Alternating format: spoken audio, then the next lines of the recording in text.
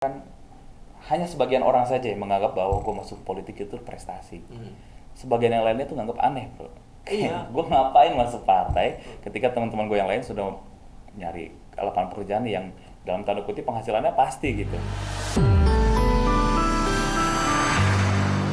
Dan kali ini kita bakal ngebahas tentang anak muda yang masuk politik. Bareng bersama Wan Muhammad Ilham. Halo. Oke, Wan Muhammad Ilham. Sebelumnya kita kenalin dulu nih. Wan ini dari P3 Banten ya? Iya, betul. DPW, dan kebetulan udah wakil ketua jabatannya. Iya, posisinya waktu itu. Dan umurnya itu masih 22 tahun. Masih 22. Gimana ceritanya 22 tahun udah masuk partai, terlebih punya jabatan setinggi itu tuh di DPW lagi? Eh, Sebetulnya yang hebat bukan saya sih, Mas. Yang hebat justru para senior yang mau memberikan tempat, mau memberikan posisi buat teman-teman seperti saya yang masih muda, supaya bisa paling tidak mewakili teman-teman saya yang masih seumuran. Itu sih. Tapi biasanya kan jabatan yang tinggi itu pasti butuh proses, Mas. Kalau misalnya Mas 22 tahun udah jadi wakil ketua, itu masuk politiknya di umur berapa? Ya, gue sendiri sih nggak apa-apa ya, gue lu ya. Santai-santai gitu juga. Gue sendiri sih masuk di dunia politik bisa dibilang mungkin sekitar tahun 2018.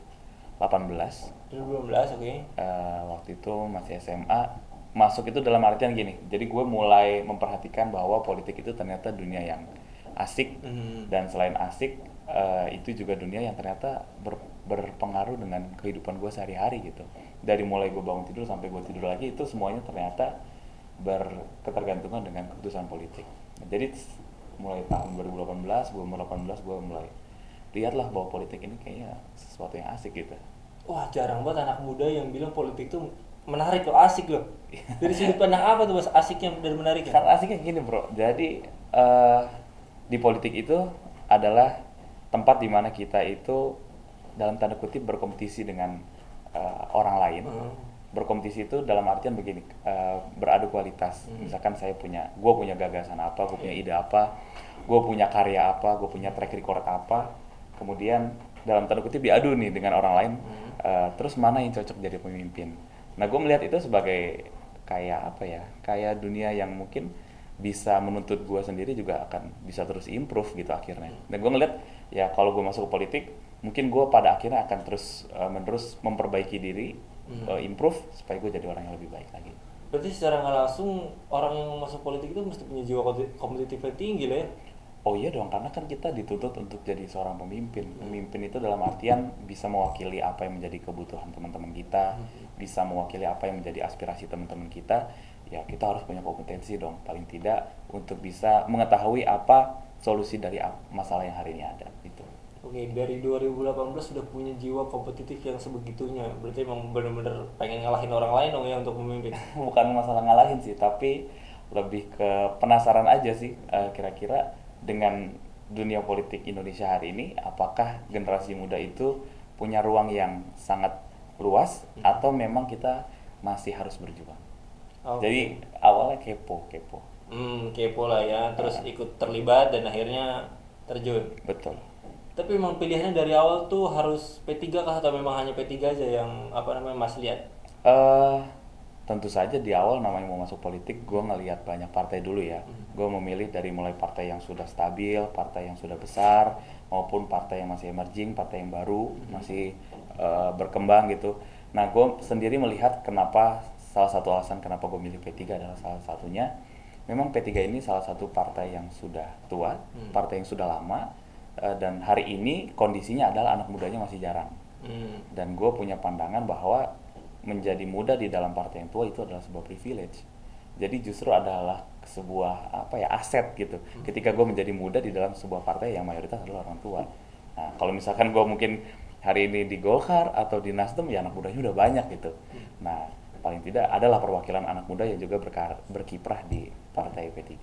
Oh gitu ya. Soalnya jarang juga nih saya dengar ada kader muda di partai P3. Karena biasanya yang gencar-gencarnya ngedeketin anak muda itu kayak partai-partai milenial lah.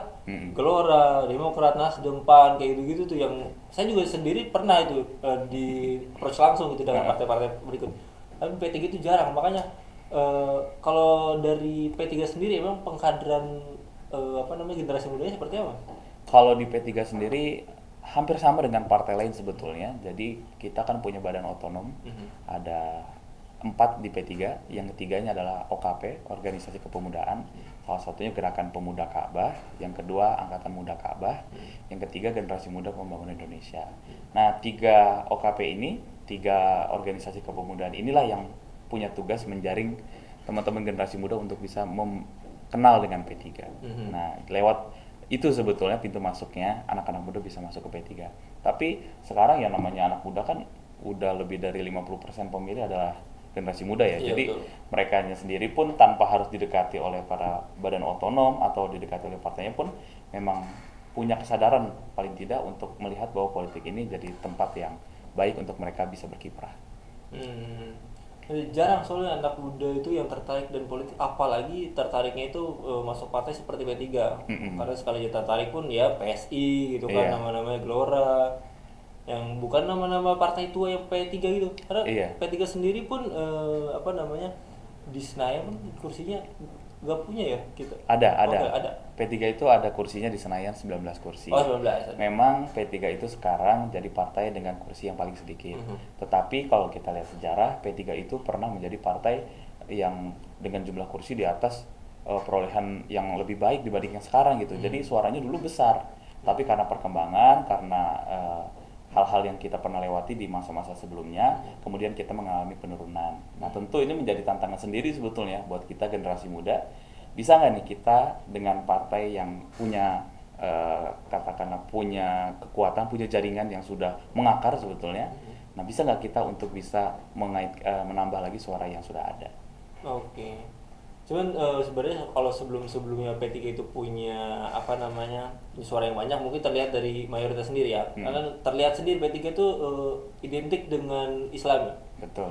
Cuman apakah semua kadernya harus Islam, apa semua program-programnya harus terkait dengan Islam atau enggak sih, Mas? Jadi begini, di P3 itu adalah satu-satunya partai yang berasaskan Islam di Indonesia. Bahwa P3 hari ini punya agenda untuk bisa memperjuangkan nilai-nilai Islam di Indonesia. Salah satunya adalah misalkan kita memperjuangkan dana bagi pondok pesantren di DPR. Nah, itu yang menjadi agenda utama P3.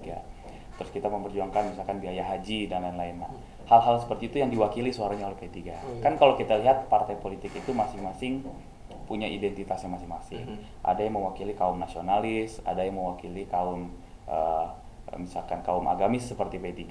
Nah, itu kan wajar-wajar saja. Dan memang kalau kita lihat sejarah, Indonesia ini kan berdiri di atas 2 pijakan kaki, yaitu pijakan nasionalis dan juga pijakan agamis. Dan untuk bisa melihara partai berbasis agama di Indonesia itu menurut gue penting ya, karena biar bagaimanapun yang namanya kekuasaan dan juga nilai-nilai agama itu adalah dua mata koin yang tidak bisa dipisahkan gitu. Kalau kita lihat cita-citanya Bung Karno yang sangat nasionalis saja, dia saja memimpikan bahwa manusia Indonesia yang sempurna adalah manusia Indonesia yang berketuhanan yang Maha Esa gitu. Nah, artinya kan selain dia cerdas, pintar, tapi dia juga memiliki nilai-nilai agama yang memastikan bahwa dia berperilaku baik.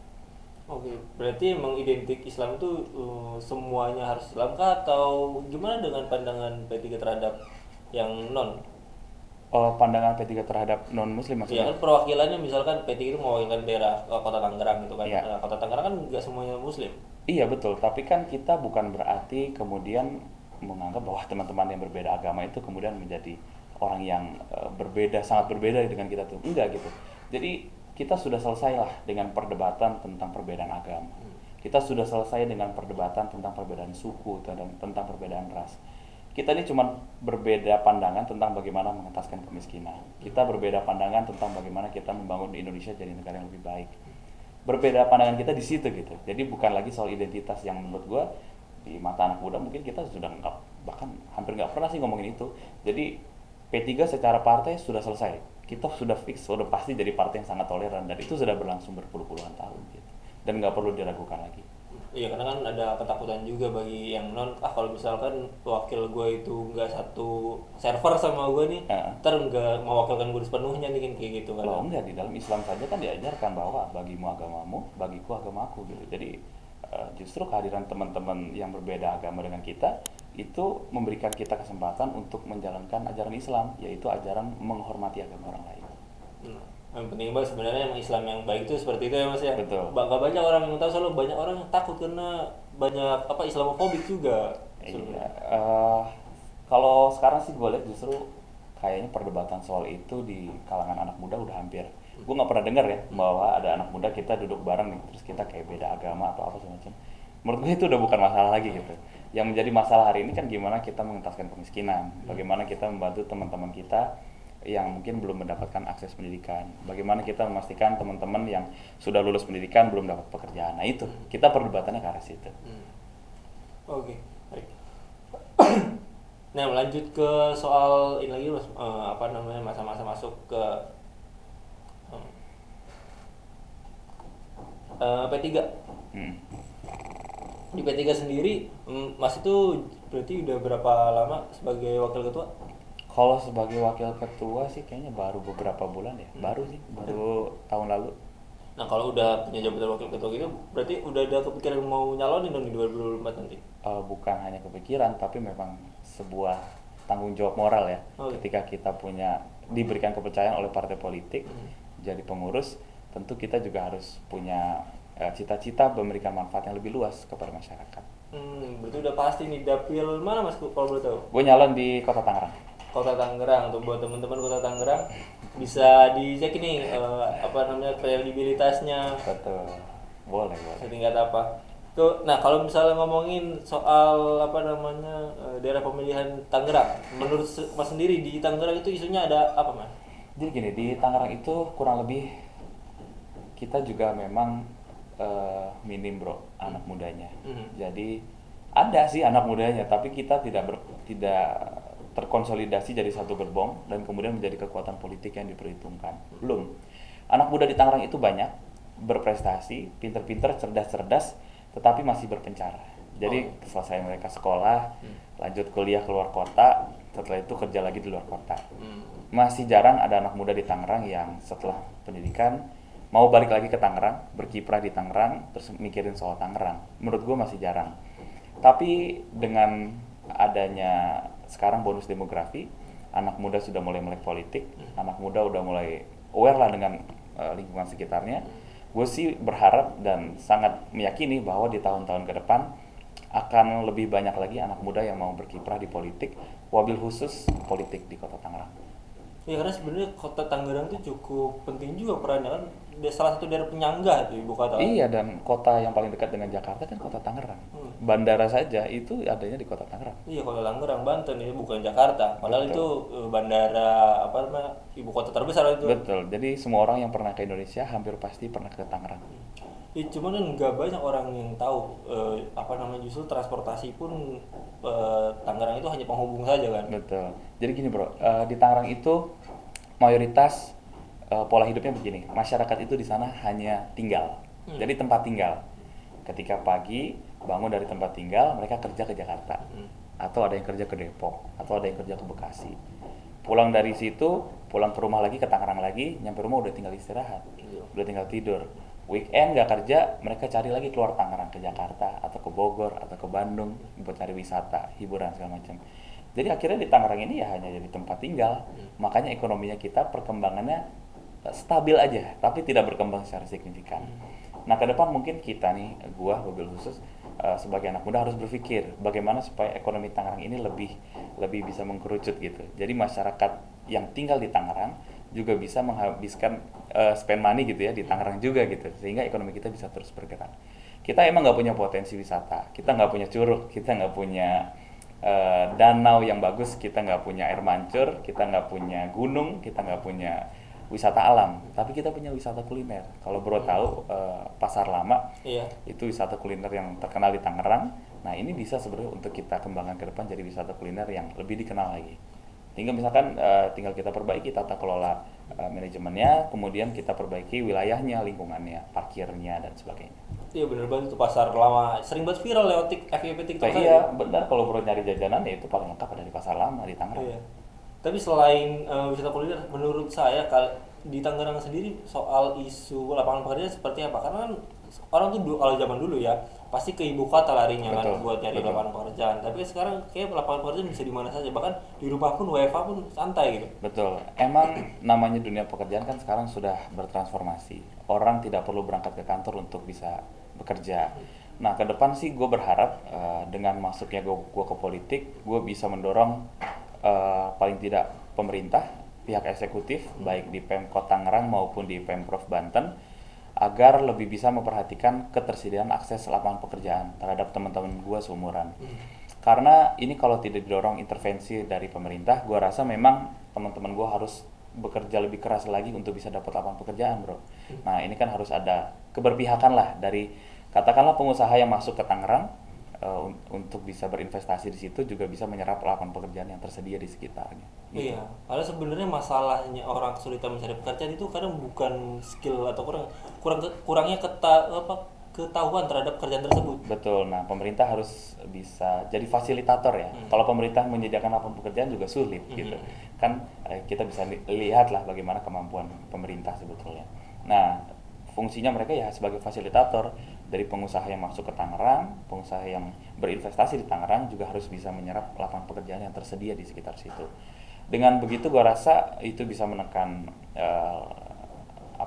orang yang tidak bekerja, terus juga bisa kalau misalkan pengangguran, menekan angka pengangguran. Kalau angka pengangguran berkurang, ekonomi kita lebih baik. Kalau ekonomi lebih baik, tentu dampak sosialnya akan lebih baik. Kalau ekonomi lebih baik, tentu kriminal akan berkurang, kemudian penegakan hukum juga jauh jadi lebih baik. Gue rasa itu. Nah, tuh pemirsa, coba ini dapil yang bakal mewakili Tangerang nih. Iya. Kira-kira udah kelihatan belum nih kualitasnya kayak gimana? Mungkin satu lagi nih Man, gue pengen nanya kalau misalkan kita berandai nih 2024 nanti antum nyalon terus terpilih, hal pertama yang bakalan antum lakukan sebagai wakil rakyat dapil Tangerang tuh apa? Paling tidak yang pasti gini, kalau wakil rakyat itu kan mereka tugasnya terbagi di komisinya masing-masing. Artinya gue tidak bisa mengatakan sekarang bahwa gue akan fokus pendidikan. Ya kalau besok gue ditugaskan di komisi yang ternyata infrastruktur gimana gitu. Jadi bukan pada bidang itu. Tapi satu yang pasti bahwa ketika reses, ketika gue kan anggota DPR diberikan akses untuk bisa mengadakan reses, kembali ke dapil dan mendengarkan aspirasi masyarakat. Gue pengen reses gue itu khusus dihadiri oleh anak-anak muda. Jadi aspirasi yang masuk ke gua adalah aspirasi yang real memang dari anak muda di Kota Tangerang. Sehingga ketika itu gue bisa mendapatkan benar-benar apa yang menjadi kebutuhan teman-teman gitu. Dan kemudian bisa gue perjuangkan di DPR. Bukan berarti gue tidak mendengarkan yang tua ya, tetapi paling tidak gue punya fokus utama bahwa PR gue ini adalah membereskan apa yang menjadi kebutuhan teman-teman anak muda di Kota Tangerang. Itu. Oke, spesialisasi kepemudaan berarti ya. Betul. Nah, tapi kan itu kalau keterima Man. Nah, kalau enggak tuh gimana tuh? Nggak jadi maksudnya. Iya, nggak nggak jadi. Ya gue melihatnya ini menjadi proses pembelajaran aja sih. Dan gue tidak ada masalah, gue nothing tulus aja gitu. Ketika memang tidak terpilih ya gue melihat ini menjadi proses pendewasaan, proses pembelajaran politik yang sangat baik gitu. Dan paling tidak gue sudah punya punya teman lebih di Kota Tangerang gitu kan. Paling tidak kan gue sudah muter pasti kalau kampanye. Nah paling tidak kan teman-teman gue bertambah. Iya, karena sebenarnya masih muda juga, 22 tahun loh. Iya. Udah punya jabatan di politik dan mencalonkan itu bukannya ada nggak sih pandangan negatif terhadap hal tersebut? Kan masih muda, nggak punya pengalaman, gimana cara membuktikannya kan? Kalau pandangan negatif sih pasti ada aja ya bro, namanya kita berkiprah dan nggak harus di politik sih. Sebenarnya kita kerja dimanapun, namanya anak muda belum punya pengalaman, terus kemudian ya wajar, biasa lah gitu kan, dipandang remeh, dianggap sebelah mata, tidak punya kemampuan, tidak punya pengalaman, itu wajar-wajar saja. Tinggal gimana kita nyikapinnya aja sih. Gue sendiri menganggap setiap kali dipandang remeh atau dianggap sebelah mata, gue menganggap itu justru sebagai penyemangat lah buat gue. Justru menganggap itu sebagai pemicu lah supaya gue membuktikan kepada yang menganggap gue remeh bahwa hal itu tidak benar. Dan tentu outputnya harus positif dong. Ketika orang menganggap kita remeh ya kita harus buktikan bahwa apa yang dianggap itu nggak benar. Iya, kadang nggak cuma di politik sih memang, tapi yang di politik saja yang berpengalaman itu kadang kurang menjanjikan itu. Karena pasti ada pandangan juga gimana yang muda gitu kan, kita bisa percaya gimana kan. Betul. Yang penting kan sekarang gimana kitanya, gimana mereka yang sudah masuk ke politik membuktikan kepada teman-teman di luar sana bahwa ini loh, dunia ini kalau kita nggak masukin, yang masuk adalah orang-orang lain mungkin tidak bertanggung jawab gitu. Kalau kita nggak coba ikut campur nih di dalam dunia politik, ya akhirnya politik hanya akan diisi orang-orang tua yang mungkin nggak relate sama keseharian kita gitu. Tapi kan di sisi lain ketertarikan buat masuk politik itu kan sangat jarang juga bagi anak muda. Sangat bro. Gue merasa ya, bahkan hanya sebagian orang saja yang menganggap bahwa gue masuk politik itu prestasi. Sebagian yang lainnya tuh nganggap aneh bro. Iya. Gue ngapain masuk partai ketika teman-teman gue yang lain sudah nyari lapangan pekerjaan yang dalam tanda kutip penghasilannya pasti gitu. Nah tapi kan ya namanya dunia ya, kita punya ketertarikan yang beda-beda, dan gue melihat memang bidang ini kalau memang kita nggak ikut campur, kita nggak masuk ke situ, ya siapa lagi yang mau ngurusin kepentingan anak muda. Nah maka dari itu kan seharusnya setiap golongan tuh punya perwakilan kan, termasuk Betul. anak muda. Nah gimana mau ada perwakilan dan gimana aspirasi bisa terdengar kalau anak muda sendiri nggak mau mewakilkan. Betul. Nah menurut lu seberapa penting dan gimana harusnya caranya anak muda ini biar masuk partai? Apakah anak muda sendiri harus tergerak kah, atau partai politiknya sendiri nih approachment ke setiap golongan? Jadi menurut gua dua-duanya sih harus kerjasama ya. Satu, anak mudanya harus punya kesadaran kalau kepentingan kita ini bisa aja nggak akan pernah relate sama apa yang dilakukan oleh pemerintah kalau nggak ada perwakilan anak muda yang menyuarakan itu di dalam. Itu satu. Yang kedua, sebagai partai politiknya, mereka juga harus punya kesadaran bahwa lebih dari 50% pemilih besok itu adalah anak-anak muda. Indonesia pun secara demografi mungkin ke depan sampai tahun 2045 kalau gua nggak salah itu masih mengalami bonus demografi. Artinya anak muda masih lebih banyak dibanding yang usia non produktif. Nah, partai politik harus punya kesadaran bahwa mereka tidak bisa lagi mendekati generasi ini dengan cara-cara yang lama. Kita nggak bisa lagi misalkan berharap anak muda itu datang ke partai politik terus mendengarkan ceramah berjam-jam tentang bagaimana membangun negara. Ya nggak akan relate gitu. Boring banget. Harus partai politiknya yang mau datang ke tongkrongan, menjelaskan politik dengan bahasa yang sederhana, dan kemudian mengajak mereka ke dalam politik dengan mengatakan bahwa politik ini loh yang akan menolong hidup kalian ke depan gitu. Kalau politiknya sehat, negara kita bisa sehat gitu. Karena semua produk hukum, semua produk kebijakan di negara ini ya melewati proses politik. Kalau anak mudanya nggak ada di situ, ya berat dong kita bisa berharap ada kebijakan yang mempermudah hidup kita. Benar-benar setuju juga. Cuman kadang banyak anak muda justru termasuk saya bingung kalau masuk politik itu kita ngapain, dan masalahnya gini, saya nggak punya penghasilan. Sedangkan kegiatan berpolitik itu pasti ada operasionalnya gitu. Betul.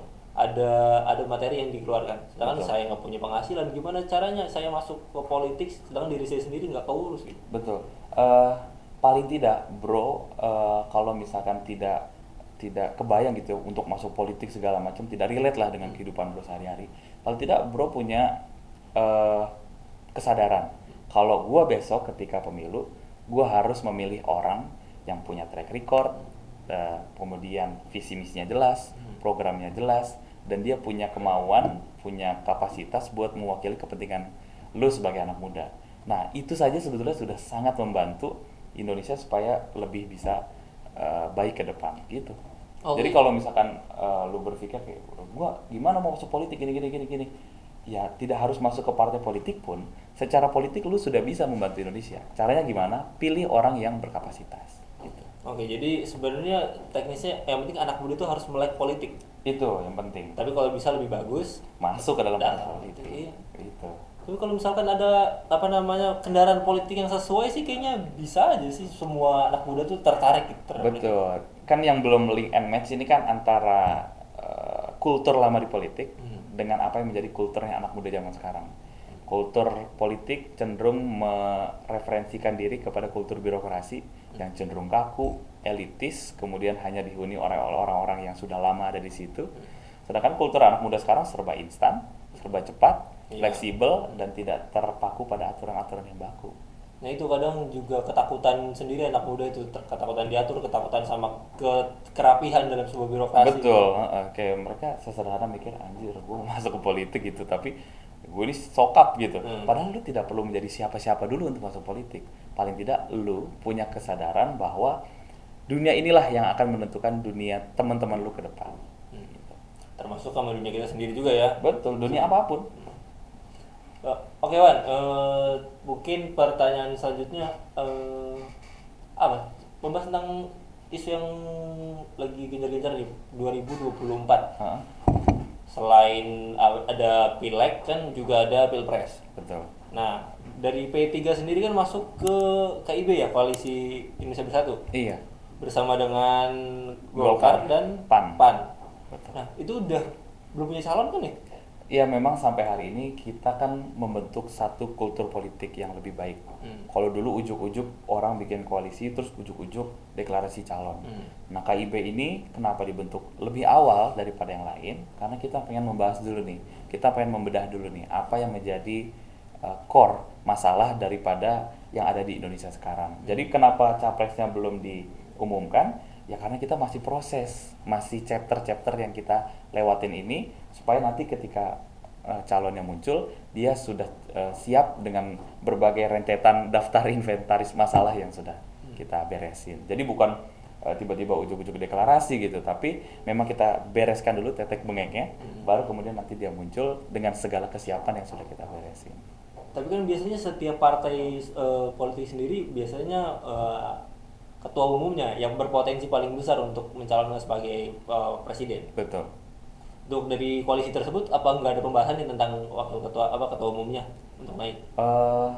Kalau ditanya ke gue ya kan, gue tentu tidak ikut langsung di dalam pembahasan itu. Tetapi kalau gue sebagai anak muda bisa memaknainya bahwa ini suatu koalisi yang bagus. Kenapa bagus? Satu, KIB ini membentuk satu prinsip kesetaraan. Jadi walaupun P3 partainya kursinya hanya 19 di DPR, tetapi di dalam diskusi, di dalam perundingan tetap dipandang setara dengan partai Golkar atau partai PAN. Itu satu. Yang kedua, budaya politik yang dibangun di KIB inilah yang pengen sebetulnya dicita-citakan oleh anak muda. Kenapa? Karena pembahasan dulu nih, masalah ekonomi kita apa, masalah hukum kita apa, masalah pendidikan kita apa. Baru outputnya nanti kita cari orang yang pas untuk mewakili masalah-masalah ini gitu. Jadi bukan ujuk-ujuk kita duduk terus mikir siapa ya di antara kita yang bisa jadi calon gitu. Nah, gue sih melihatnya itu. Tapi kalau bicara soal potensi ketua umum, tentu saja semua kader partai politik pengen ketua umumnya jadi pasangan calon di Pilpres. Tapi kan kita harus lihat bagaimana peta politik ke depan itu. Dan ini kan masih berproses, belum ada outputnya, belum ada keputusannya. Iya, karena salah satu koalisi yang belum belum deklarasi ya wakil Betul. ataupun wakil presiden ya gitu. Betul, memang belum deklarasi. Dan memang kan sesuai jadwal KPU namanya capres dan cawapres itu baru didaftarkan nanti ketika bulan September kalau gua nggak salah. Tapi memang kadang menarik kalau misalnya konsepnya seperti itu yang kita harus berdiskusi terlebih dahulu dan memilih kader kita sendiri siapa yang bakal mencalonkan, itu sebenarnya yang harusnya partai politik lakukan. Betul. Sebagai kendaraan politik. Betul. Karena justru gini, kebanyakan kenapa menurut gue ini ya, ada beberapa orang yang nggak mau masuk politik karena ya gue mesti sukses dulu biar masuk politik. Seperti sebelumnya Pak Jokowi kan pengusaha. Beliau sebelumnya independen dan akhirnya digayat oleh salah satu parpol. Begitu juga dengan Ridwan Kamil kan. Ridwan Kamil independen gitu. Jadi sebenarnya ada pemikiran juga nggak penting gue masuk politik, yang penting gue berpengaruh dulu di satu kawasan sehingga gue bisa buat mengubah suatu sistem tersebut dan nanti digait sama partai politik sendiri. Nah, inilah yang akhirnya membentuk persepsi bahwa gini deh, kita paham dulu bahwa partai politik itu sekarang lembaga yang sangat tidak dipercaya oleh publik. Ya kan? Partai politik ini persepsi anak muda kaku, orang tua semua, korup, terus kemudian isinya nggak asik, ya, kan itu kan persepsinya. Nah, di samping kita punya kesadaran kita ingin membenahi pemerintah, kita juga harus punya kesadaran kita harus membenahi partai politik. Karena yang masuk ke pemerintah ini kan semuanya produk partai politik kan, yang masuk ke DPR kan ini kan kader partai politik kan. Nah, kalau tidak partai politiknya yang kita dalam tanda kutip sesuaikan dengan kemauan kita, ya kapan ini bisa sesuai gitu? Karena kan kalau misalkan kita mau beli produk, nah produk ini kan dibuat di pabriknya. Kalau pabriknya nggak kita sesuaikan desainnya dengan yang kita mau, ya hasilnya kan selalu nggak sesuai gitu. Nah, jadi kalau kita mau punya produk yang bagus, ya kita datang ke pabriknya, kita lihat desainnya mana yang cocok dengan kita, baru nanti dicetak gitu. Jadi supply chain-nya jelas gitu. Ketika orang mau beli dengan orang yang mau beli itu sesuai dengan orang yang mau jual. Gitu.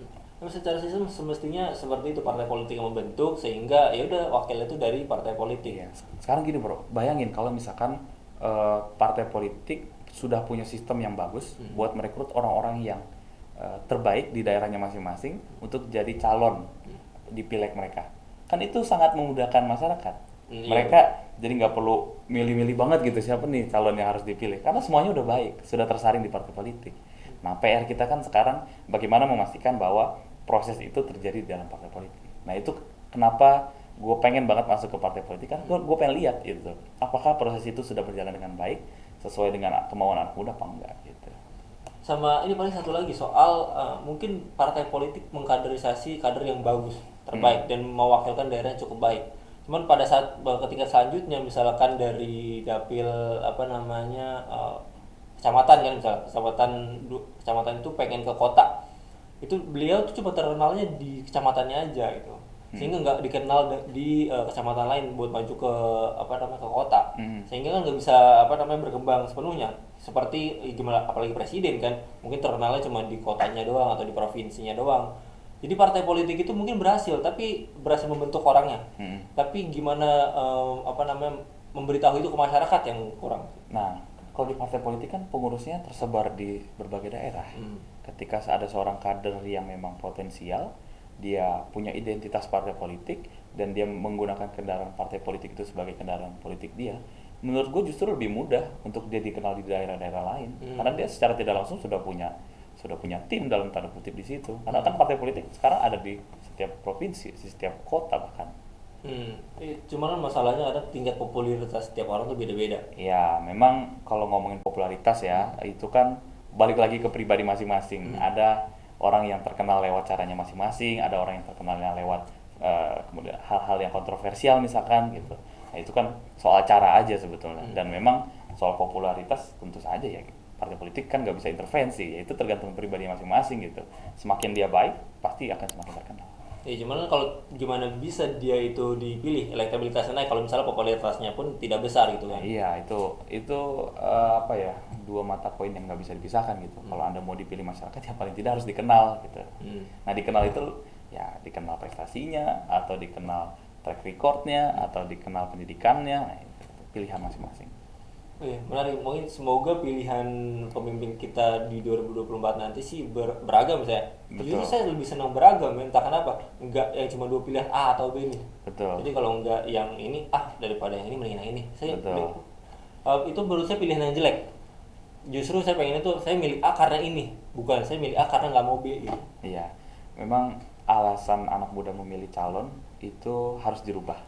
Jadi jangan sampai besok kita itu pilih calon yang hanya berdasarkan kenal. Jangan hanya kita milih calon itu hanya karena sentimen perasaan gitu. Gue pengennya anak muda itu memilih calon apapun ya, calon presiden atau calon DPR-nya itu ya berdasarkan pikirannya gitu.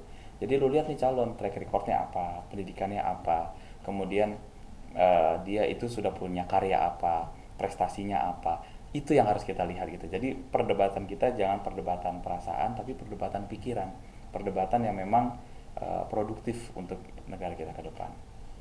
Iya, saya kurang kurang tertarik sebenarnya sama politik, tapi nampaknya 2024 nanti kalau koalisinya sebanyak ini itu wah seramai apa kayaknya media punya 4 calon pasangan gitu.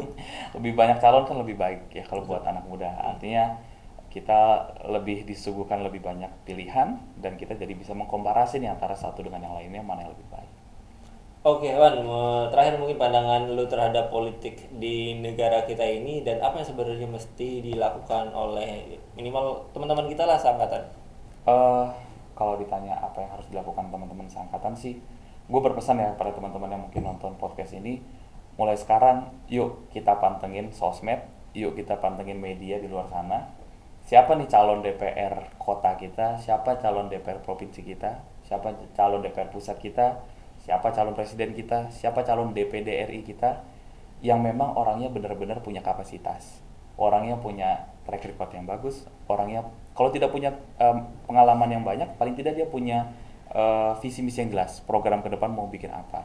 Jadi dengan kesadaran itu aja nih teman-teman, paling tidak sudah membantu untuk menyaring nih. Jadi yang terpilih besok jangan sampai lagi calon DPR yang cuman modal punya banyak duit. Jangan sampai yang terpilih hanya mereka yang punya dinasti kekuasaan di daerahnya masing-masing gitu. Nah, kalau produknya calon yang kita pilih adalah calon yang punya track record jelas, punya prestasi jelas, insya Allah kedepannya kita bisa berharap nih bahwa kebijakannya juga akan lebih baik. Oke, Mas, semua harapan semoga terwujud dengan baik ya. Dan semoga juga Wan bakalan sukses maju di Tangerang. Amin, amin. DPR ya, DPR. DPRD provinsi. DPRD Provinsi Dapil Kota Tangerang. Dan kapan terakhir pendaftar? Pendaftaran itu kalau di KPU-nya kan 1 sampai 14 Mei. 1 sampai 14. Tapi kalau di internal partai sudah berlangsung. Oh, sudah berlangsung ya. Berarti Wan udah fix nih dari Partai P3 mencalonkan untuk dapil. Betul. Semoga bisa terdaftar dan semoga juga bisa terpilih. Betul. Dan semoga juga bisa menyuarakan aspirasi teman-teman di wilayah Kota Tangerang. Terima kasih. Oke, terima kasih Wan dan terima kasih buat pemirsa Nawacita TV yang udah mantengin terus. Jangan lupa like, komen, dan subscribe. Juga komen siapa lagi yang mesti kita undang. Atau teman-teman sendiri yang mau ngomong isi tentang politik, boleh banget mampir ke studio kita dan ngobrol sama saya. Kembali lagi bersama saya Ibnu dan sampai jumpa.